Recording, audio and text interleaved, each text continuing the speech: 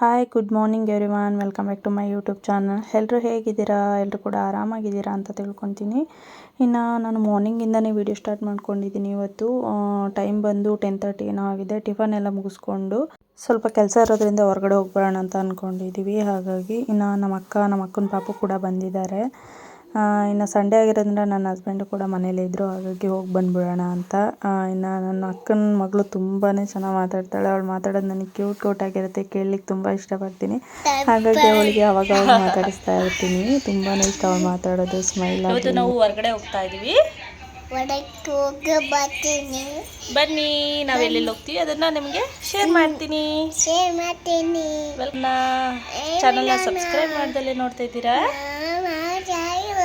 Subscribe ಮಾಡ್ಕೊಂಡು ನೋಡಿ.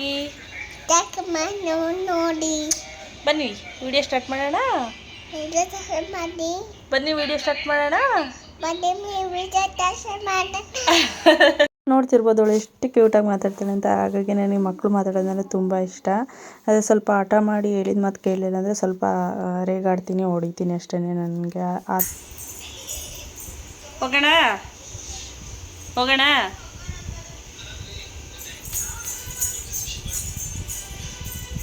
ಬನ್ನಿ ಹೋಗೋಣ. ಚಲೋ ಚಲೋ ಹೋಗೋಣ.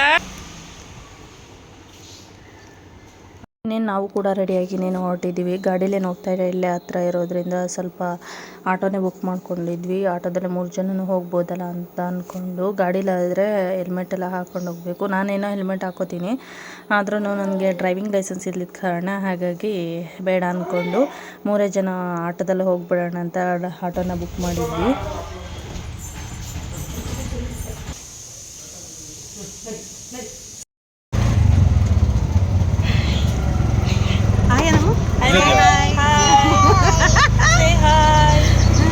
ಎಲ್ಲಿಗೆ ಹೋಗ್ತಾ ಇದೀವಿ ನಾವು?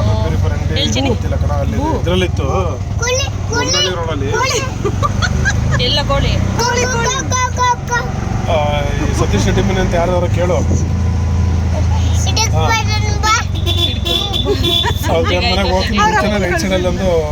ಇಟ್ಕೋಬಾರ, ಸಂಜೆ ಆಗುತ್ತೆ. ಇನ್ನೊಂದ್ಸರಿ ಹೇಳ್ತೀನಿ. ತುಂಬಾ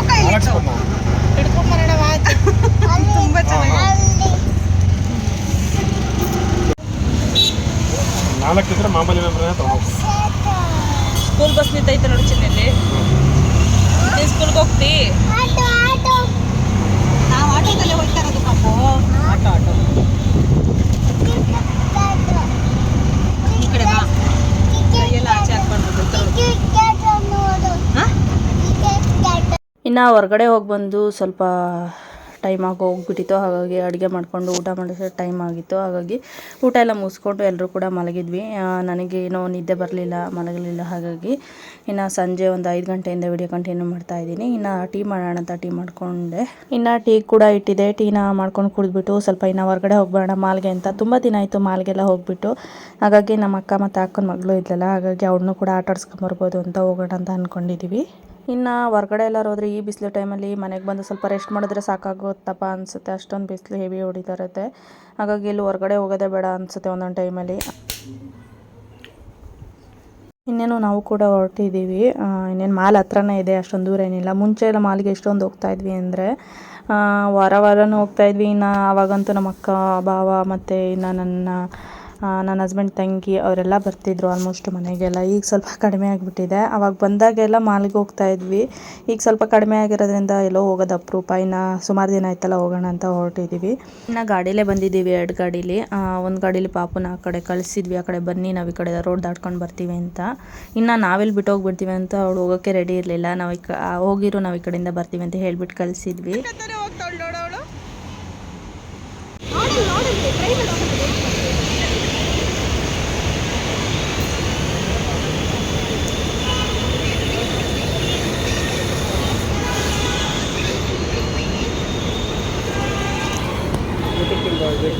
ಟ್ರೈನ್ ಬಂದರೆ ಹಚ್ಚು.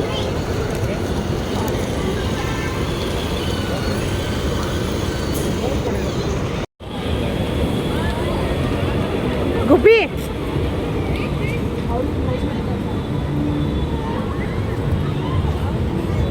ಇನ್ನು ಟ್ರೈನ್ದೊಂದು ತೊಗೊಂಡಿದ್ವಿ, ಟ್ರೈನಲ್ಲಿ ಆಟ ಆಡ್ಸೋಣ ಅಂತ. ಇನ್ನು ಮಕ್ಕಳನ್ನ, ಸಣ್ಣ ಮಕ್ಕಳನ್ನ ಒಬ್ಬರನ್ನೇ ಕೂರ್ಸೋಕ್ಕಾಗಲ್ಲ ಅಂದ್ಕೊಂಡು ಇನ್ನು ಅದ್ರ ಜೊತೆ ದೊಡ್ಡವರೊಬ್ಬರು ಕೂತ್ಕೊಬೋದು. ಇನ್ನು ಮಕ್ಕಳು ನೆಪದಲ್ಲಿ ನಾವು ಕೂಡ ಒಬ್ಬರು ಟ್ರೈನಲ್ಲಿ ಹೋಗಿ ಬಂದು ಆಟ ಆಡ್ಬೋದು. ಅದು ಒಂಥರ ಖುಷಿ ಇರುತ್ತೆ. ಚಿಕ್ಕದ್ರಲ್ಲಿ ಅಂತೂ ಆಡೋಕ್ಕಾಗಿಲ್ಲ ಇಷ್ಟಪಟ್ಟಿದ್ದನ್ನೆಲ್ಲ. ಈಗ ದೊಡ್ಡವರಾದ್ಮೇಲೆ ಮಕ್ಕಳು ನೆಪದಲ್ಲಿ ನಾವು ಆಡ್ಬೋದಲ್ಲ ಅಂತ ಒಂದು ಖುಷಿ ಆಗುತ್ತೆ ಅಷ್ಟೇ.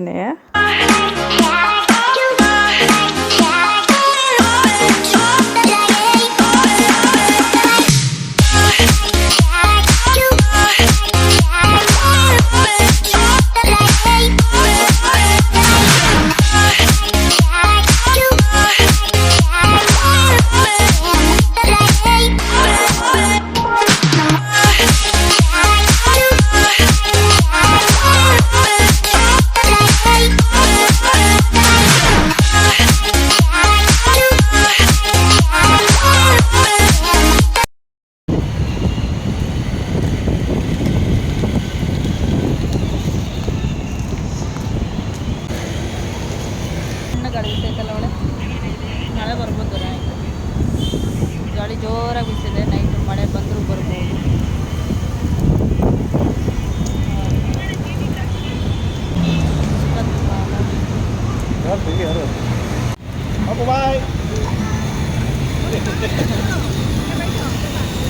ಇನ್ನು ಅವರಿನ್ನ ಟ್ರೈನಲ್ಲಿ ಕೂತ್ಕೊಂಡು ಆಟ ಆಡಿಸ್ತಿದ್ರಲ್ಲ, ಅದ್ರ ಜೊತೆ ಹೋದ್ಲು. ಪಾಪುನ ಕೂರಿಸ್ಕೊಂಡು ನಾವಿನ್ನು ಅಷ್ಟವ್ರಿಗೆ ಏನು ಮಾಡೋದು ಅಂತ ಸೈಡಲ್ಲಿ ಕೂತಿದ್ವಿ. ಇನ್ನು ನನ್ನ ಹಸ್ಬೆಂಡಿಗೆ ಬಿದ್ದು ಏಟಾಗಿತ್ತಲ್ಲ ಕಾಲು ಮಂಡಿ ನೋವು. ಇನ್ನು ಮೇಲೆ ಕೆಳಗೆ ಹತ್ತಿ ಎಲ್ಲ ಸ್ವಲ್ಪ ಪ್ರೆಷರ್ ಜಾಸ್ತಿ ಆಗಿರುತ್ತಲ್ಲ ಕಾಲ ಮೇಲೆ, ಹಾಗಾಗಿ ಮಂಡಿ ನೋವು ಅಂತ ಇದ್ರು. ಹಾಗಾಗಿ ಒಂದು ಸೈಡಲ್ಲಿ ಕೂತ್ಕೊಂಡಿದ್ವಿ ನಾವು.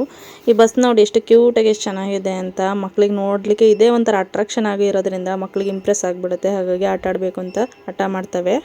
ಅದಕ್ಕೆ ಇನ್ನು ಹಾಗಾಗಿ ಟ್ರೈನ್ದೊಂದು ತೊಗೊಂಡ್ವಿ. ಅವಾಗ 50 ರೂಪಾಯಿ ಕೊಟ್ಟರು ಒಂದು 2 ರೌಂಡು 3 ರೌಂಡು ಚೆನ್ನಾಗಿ ಆಡಿಸ್ತಾಯಿದ್ರು. ಇವಾಗ 100 ರೂಪಾಯಿ ಕೊಟ್ಟರು 2 ರೌಂಡು ಅಷ್ಟೊಂದೇ ನೀಟಾಗಿ ಆಡಿಸಲ್ಲ. ಅದೇ ಬೇಜಾರು ಅನ್ಸುತ್ತೆ ಇವಾಗ. ಆವಾಗಿನ ಕಡಿಮೆ ದುಡ್ಡಿದ್ರು ಅಷ್ಟು ಚೆನ್ನಾಗಿ ಆಡಿಸೋರು. ಇವಾಗ ಅಷ್ಟು ದುಡ್ಡು ಕೊಟ್ಟರು ಕರೆಕ್ಟಾಗಿ ಒಂದು 3 ರೌಂಡು ಓಡಿಸಲ್ವಲ್ಲ ಅನ್ನೋದೊಂದೇ ಬೇಜಾರು, ವೇಸ್ಟು ಕೂಡ. ಹಾಗಾಗಿ ಒಂದೊಂದೇ ಆಟ ಆಡಿಸ್ಕೊಂಡು ಕರ್ಕೊಂಡು ಹೋದ್ವಿ. ಇನ್ನು ಸಂಡೇ ಆಗಿರೋದ್ರಿಂದ ಇಲ್ಲಿ ಮಾಲ್ ಹೊರಗಡೆ ಎಲ್ಲ ಸೇಲ್ ಹಾಕಿರ್ತಾರೆ. ಹೇಳ್ಬೇಕಂದ್ರೆ ಹೊರಗಡೆನೇ ಎಷ್ಟೋ ಕಡಿಮೆ ಇರುತ್ತೆ ಬಟ್ಟೆಗಳ ರೇಟು ಮತ್ತು ಅಲ್ಲಿ ಹಾಕಿರೋ ರೇಟ್ಗಳೆಲ್ಲ. ಇಲ್ಲಿ ತುಂಬ ಕಾಸ್ಟ್ಲಿ. ಸಂಡೇ ಆಗಿರೋದ್ರಿಂದ ಸೇಲ್ ಹಾಕಿರ್ತಾರಲ್ಲ, ಹಾಗಾಗಿ ರೇಟ್ ಕೂಡ ಜಾಸ್ತಿ ಇತ್ತು. ನಾವೇನು ತೊಗೊಳಕ್ಕೆ ಹೋಗಲಿಲ್ಲ. ಇನ್ನು ಒಳಗಡೆ ಹೋದರೆ ಮ್ಯಾಕ್ಸ್ ಅವೆಲ್ಲ ಇರುತ್ತಲ್ಲ, ನಾನು ಆಲ್ಮೋಸ್ಟ್ ಮ್ಯಾಕ್ಸಲ್ಲೇ ಬಟ್ಟೆ ತೊಗೊಂಡಿರೋದು. ಕ್ವಾಲಿಟಿ ಕೂಡ ಅಷ್ಟೇ ಚೆನ್ನಾಗಿರುತ್ತೆ. ರೇಟಿಗೆ ತಕ್ಕನಾಗಿ ಬಟ್ಟೆಗಳು ನಾವಾಗೆ ಹರಿದು ಹಾಕಬೇಕು, ಅಲ್ಲಿವರೆಗೂ ಕೂಡ ಹರಿದು ಹೋಗಲ್ಲ ಬಟ್ಟೆ.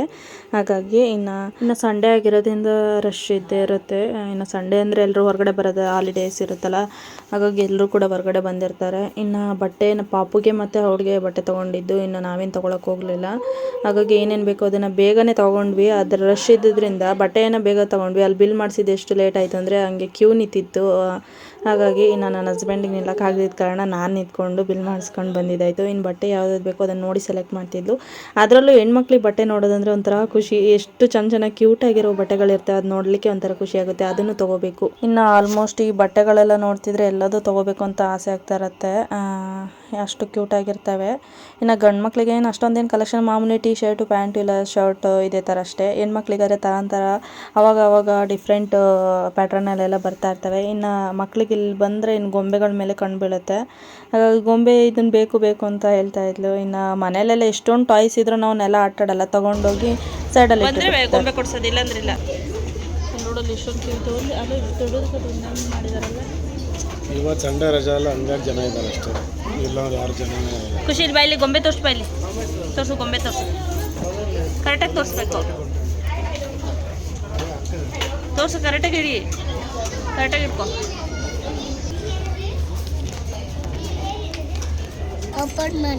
ಓಪನ್ ಮಾಡಬಾರ್ದು, ಹೊಡಿತಾರೆ ಆಯಿತಾ. ಇನ್ನೇನು ಎಲ್ಲನೂ ಕೂಡ ತೊಗೊಂಡಾಯಿತು. ಇಲ್ಲಿ ಬಿಲ್ಲಿಂಗಿಗೆ ನೋಡಿ ಎಷ್ಟು ಜನ ನಿಂತಿದ್ದಾರೆ ಅಂತ. ಸಂಡೇ ಆದರೆ ಎಲ್ಲರೂ ಹೊರಗಡೆ ಬಂದಿರ್ತಾರೆ, ರಜಾ ಇರುತ್ತಲ್ಲ. ಹಾಗಾಗಿ ಇನ್ನು ಪಾಪುಗೆ ಒಂದು ಫ್ರಾಕ್ ತೊಗೊಂಡು ಒಂದು ಟಾಪ್ ತೊಗೊಂಡ್ಲು ಅಷ್ಟೇ. ಒಂದೊಂದು ಟೈಮಲ್ಲಿ ನಾವು ಸುಮ್ಮನೆ ಅಂತ ಹೋಗಿರ್ತೀವಿ, ಏನಾದರೂ ಒಂದು ಇಟ್ಕೊಂಬರ್ತೀವಿ. ಸರಿ ಏನೂ ತೊಗೊಳಕ್ಕೆ ಹೋಗಲಿಲ್ಲ, ಅಷ್ಟೊಂದೇನು ಇಷ್ಟನೂ ಕೂಡ ಆಗಲಿಲ್ಲ. ಆಲ್ರೆಡಿ ಮುಂಚೆನೇ ತೊಗೊಂಡ್ಬಿಟ್ಟಿದ್ವಿ ಬಟ್ಟೆ. ಹಾಗಾಗಿ ಇನ್ನು ಬಿಲ್ನೆಲ್ಲ ಮಾಡಿಸ್ಕೊಂಡು ಇನ್ನೇನು ಮನೆಗೆ ಹೊರಡಬೇಕು. ಇನ್ನು ಹೊರಗಡೆ ಬಂದ್ವಿ. ಇಲ್ಲಿ ಮ್ಯಾಕ್ಡೊನಾಲ್ಡಲ್ಲಿ ಇದು ಬರ್ಗರ್ ತಿನ್ನೋಣ ಅಂತ, ಒಂದೊಂದು ಬರ್ಗರ್ ತಿನ್ಕೊಂಡು ಹೋಗೋಣ, ಇನ್ನು ಮನೇಲೇ ಊಟ ಮಾಡೋಣ ಅಂತ ಅಂದ್ಕೊಂಡು 3 ಬರ್ಗರ್ನ ಆರ್ಡ್ರ್ ಮಾಡಿದ್ದಾರೆ. ಅದ್ರ ಕೊಡಿಸ್ತೀವಿ ಅಂದರೆ ಮಕ್ಕಳುಗಳು ಎಷ್ಟು ನೈಸ್ ಮಾಡ್ತಾರೆ, ಹೇಳಿದ್ದೆಲ್ಲ ಕೇಳ್ತಾರೆ. ಅದೊಂಥರ ಡಿಫ್ರೆಂಟಾಗಿರುತ್ತೆ. ನಾವು ಕೂಡ ಚಿಕ್ಕದ್ರೆಲ್ಲ ಹಾಗೆ ಮಾಡ್ತಿದ್ವಿ. ಏನಾದ್ರು ಕೊಡ್ತೀವಿ ಅಂದರೆ ಕೆಲಸ ಮಾಡ್ತಿದ್ವಿ, ಇಲ್ಲಾಂದ್ರೆ ಇಲ್ಲ. ಅದೇ ಥರ ಈಗಿನ ಮಕ್ಕಳು ಕೂಡ ನೈಸ್ ಮಾಡಬೇಕು. ಈಗಿನ ಮಕ್ಕಳಿಗೆ ರಫಾಗಿ ಏನೂ ಹೇಳೋಂಗಿಲ್ಲ. ಇನ್ನು 3 ಜನಕ್ಕೂ ಒಂದೊಂದು ಬರ್ಗರ್ನ ಆರ್ಡ್ರ್ ಮಾಡ್ಕೊಂಡಿದ್ವಿ. ಇನ್ನು ಅದನ್ನೆಲ್ಲ ತಿಂದ್ಬಿಟ್ಟು ಮನೆಗೆ ಹೊರಡ್ಬೇಕು ಅಷ್ಟೇ. ಇನ್ನು ಅಲ್ಲಿ ಫ್ರೀಯಾಗಿ ಮಕ್ಕಳಿಗೆ ಬಲೂನ್ ಕೊಡ್ತಿದ್ರು, ಅದನ್ನು ಕೊಡಿಸು ಅಂತ ಹೇಳ್ತಿದ್ರು. ಅಲ್ಲಿ ಕೊಡೋರು ಯಾರೂ ಇರಲಿಲ್ಲ, ಅಲ್ಲಿ ಎಲ್ಲ ಬ್ಯುಸಿ ಇದ್ದರು. ಹಾಗಾಗಿ ಒಂದು 2-3 ಸರಿ ನೋಡಿದ್ವಿ. ಲಾಸ್ಟಿಗೆ ಹೋಗ್ಬೇಕಾದ್ರೆ ಬಲೂನ್ನ ಕೊಟ್ಟರು. ಇನ್ನು ಬಲೂನು ಇಂಥವೆಲ್ಲ ಮಕ್ಳಿಗೆ ತುಂಬಾ ಇಷ್ಟ ಆಗುತ್ತೆ, ಬೇಡ ಅಂದರೆ ಕೇಳಲ್ಲ. ಇನ್ನು ಬರ್ಗರ್ ಎಲ್ಲ ತಿನ್ಕೊಂಡು ಇನ್ನೇನು ಮನೆಗೆ ಹೊರಡಬೇಕು. ಇನ್ನೇನು ಈಗಷ್ಟೇ ಮನೆಗೆ ಬಂದು ಫ್ರೆಶ್ ಅಪ್ ಆಗಿ ಸುಮ್ಮನೆ ಕೂತ್ಕೊಂಡಿದ್ದೀವಿ. ಇನ್ನು ನನ್ನ ಹಸ್ಬೆಂಡ್ ಹಂಗೆ ಹೋದರು, ಹೋಟೆಲ್ಗೆ ಹೋಗಿ ಹಾಗೆ ಊಟ ತಂದುಬಿಡ್ತೀನಿ, ಇವತ್ತೇನು ಮನೇಲಿ ಮಾಡೋದು ಬೇಡ ಅಂತ. ಇನ್ನು ನಮ್ಮ ಅಕ್ಕ ಅಲ್ಲಿ ದೊಡ್ಡ ಅಮ್ಮನ ಮನೆಗೆ ಹೋಗ್ತೀನಿ, ಅಮ್ಮನ ಮನೆಗೆ ಅಂತ ಅಂದ್ಲು. ಹಾಗಾಗಿ ಹೊರಗಡೆನೇ ತರ್ತೀನಿ ಅಂತ ಹೋದರು. ಇನ್ನು ಹೊರಗಡೆ ಹೋಗಿ ಊಟ ಮಾಡೋಣ ಅಂದರು, ಅಲ್ಲಿ ಆರಾಮಾಗಿ ಊಟ ಮಾಡೋಕ್ಕಾಗಲ್ಲ, ಮಕ್ಕಳನ್ನ ಇಟ್ಕೊಂಡು ಸ್ವಲ್ಪ ಕಿತಾಪತಿ ಮಾಡ್ತೇವೆ. ಮನೇಲಾದರೆ ಆರಾಮಾಗಿ ಊಟ ಮಾಡ್ಬೋದು. ಹಾಗಾಗಿ ಇನ್ನು ಮಕ್ಕಳಿಗೆ ಎಲ್ಲ ಆಚೆ ಊಟ ಮಾಡಿಸೋದಂದ್ರೆ ಅಲ್ಲಿ ಊಟ ಮಾಡಿಸೋದು ನಮಗೂ ಊಟ ಮಾಡ್ದಂಗೆ ಆಗಲ್ಲ, ಅವ್ರಿಗೆ ಊಟ ಮಾಡ್ದಂಗೆ ಆಗಲ್ಲ. ಹಾಗಾಗಿ ಮನೇಲಾದರೆ ಫಸ್ಟ್ ಅವ್ರಿಗೆ ಊಟ ಮಾಡಿಸ್ಬಿಟ್ಟು ಆಮೇಲೆ ನಾವು ಆರಾಮಾಗಿ ಊಟ ಮಾಡ್ಕೋಬೋದು ಅಂತ ಹಾಗಾಗಿ ತೊಗೊಂಬರ್ತೀನಿ, ಮನೇಲಿ ಆರಾಮಾಗಿ ಕೂತ್ಕೊಂಡು ಊಟ ಮಾಡೋಣ ಅಂತ ಹೋದರು. ಇನ್ನು ಇವತ್ತು ನಾನ್ ವೆಜ್ ತೊಗೊಂಬರ್ತೀನಿ ಅಂದರು. ಇವತ್ತು ಸಂಡೇ ಆಗಿರೋದ್ರಿಂದ ಸಂಡೇ ಏನಾದರೂ ಸ್ಪೆಷಲ್ ಮಾಡಲಿಲ್ಲ ಅಂದರೆ ಸಮಾಧಾನನೇ ಆಗಲ್ಲ. ಇನ್ನು ಇವತ್ತಿನ ವಿಡಿಯೋ ಇಷ್ಟ ಆಗಿತ್ತು. ಈ ವಿಡಿಯೋ ನಿಮ್ಗೆ ಏನಾದರೂ ಇಷ್ಟ ಇದ್ದರೆ ಲೈಕ್ ಮಾಡಿ, ಶೇರ್ ಮಾಡಿ, ಸಬ್ಸ್ಕ್ರೈಬ್ ಮಾಡ್ಕೊಳ್ಳಿ. ಇನ್ನು ಯಾರೆಲ್ಲ ನನ್ನ ಚಾನಲ್ನ ಸಬ್ಸ್ಕ್ರೈಬ್ ಮಾಡ್ದಲ್ಲೇ ನೋಡ್ತಾ ಇದ್ರೆ ಸಬ್ಸ್ಕ್ರೈಬ್ ಮಾಡ್ಕೊಂಡು ನೋಡಿ, ಬೆಲ್ ಐಕನ್ನ ಕ್ಲಿಕ್ ಮಾಡಿ, ಫಸ್ಟ್ ನೋಟಿಫಿಕೇಷನ್ ನಿಮಗೆ ಬರುತ್ತೆ. Thank you for watching.